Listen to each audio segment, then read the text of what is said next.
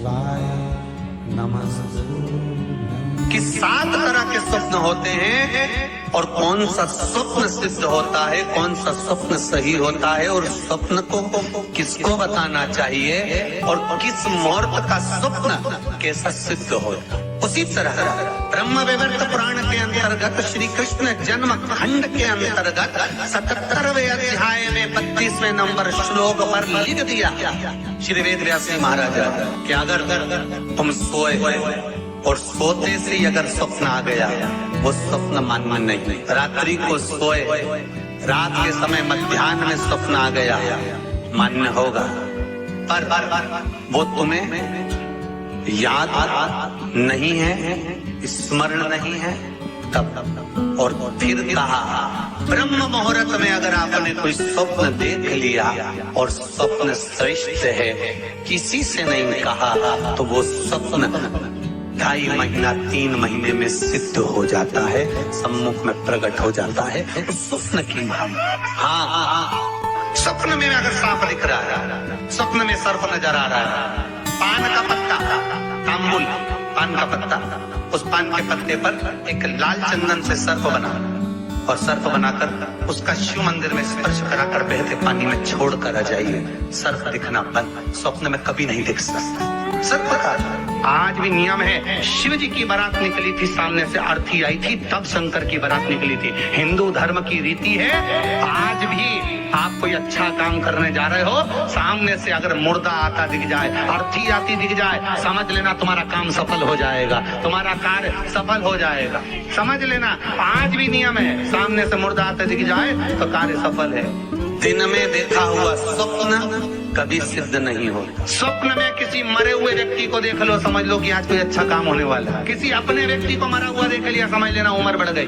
तो इसका मतलब ये नहीं है कि तुम शमशान के पास घर बना लो। हाँ, तुम्हारा क्या भरोसा, तुम सोचो सियोर वाला महाराज बोला है कि मुर्दे को देखो तो काम सफल होता है। तुमने कहा अपन मकान ही शमशान के पास बनाएंगे, अपन तो प्लाट ही में कर देंगे, तुम्हारे रोज आता जाता मुर्दा दिखेगा।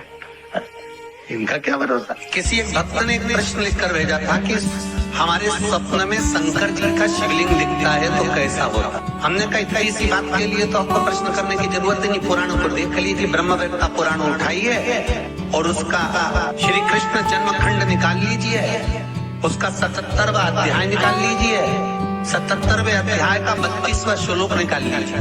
ब्रह्म मुहूर्त में तुमने देखा, सुबह का समय, तुम्हारी बुद्धि में, तुम्हारे विवेक में अगर शिवलिंग का दर्शन हो गया है।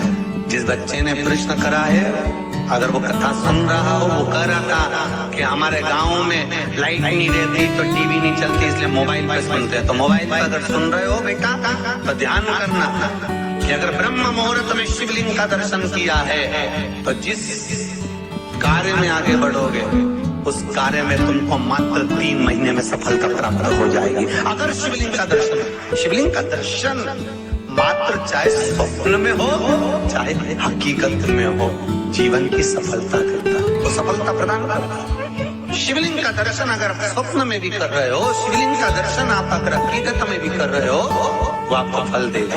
नागिन का जोड़ा ही ऐसा होता है, पति जाए तो पत्नी बदला लेती है, पत्नी जाए तो पति बदला लेता है। इसलिए हिंदू धर्म की रीति है, गाड़ी के नीचे हाथ में किसी भी रूप में अगर आपसे सर्प मरा है, सर्प की हत्या हुई है या आपने किसी के द्वारा सर्प पकड़ा कर छुड़वा भी दिया है, तो निवेदन रहता है चांदी का एक नागिन छोटा सा बनाकर, छोटा सा उसको शक्कर के कलश में रखकर बांध कर शिव मंदिर में रखकर आ जाइए, उसको दे दो शिव बाबा को कि अब हमारी तरफ से हमने हाजिरी लगा दी, हमसे दुख, हमसे गलती हुई, हम क्षमा चाहते हैं। गलती मनुष्य से होती है, मानव से होती है, हो गई गलती।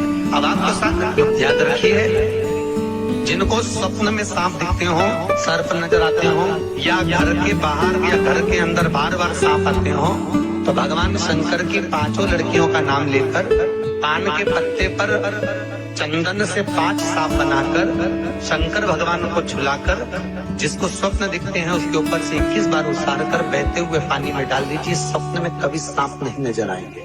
जिनको रात में नींद नहीं आती हो, टेबलेट खाकर सोना पड़ता हो, रात भर नींद नहीं आ रही हो, कुछ मत करो, सोने के पहले भगवान शंकर की 5 लड़कियों का नाम 11-11 बार ले लो, पलंग पर जैसी पड़ो वैसी 11-11 बार नाम ले लो, आपको टेबलेट खाने की जरूरत नहीं पड़ेगी। ऐसी नींद आएगी कि सुबह 6 बजे भी उठना बड़ी मुश्किल से उठोगे तब उठना पड़ेगा।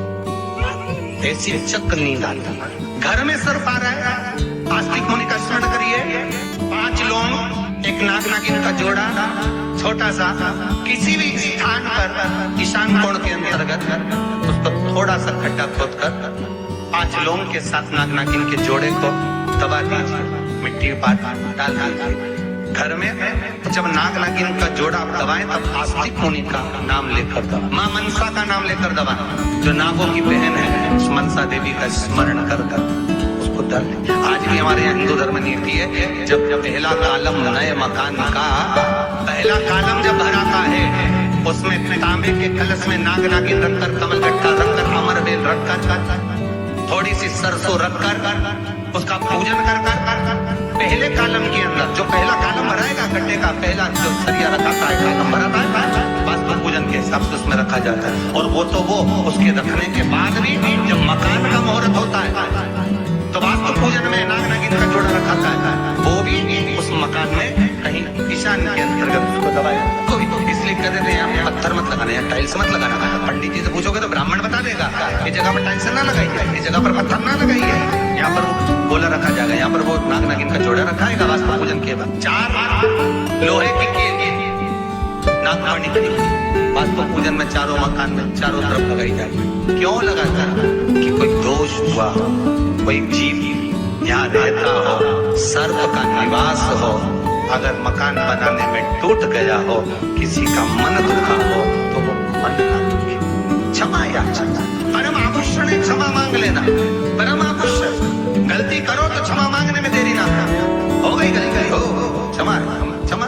हे शंकर, हे शंभु, हे त्रिकालदर्शी, हे कैलाशी, हे अविनाशी, क्षमा कर, गलती तेरा ही दिया मैंने, खाया पिया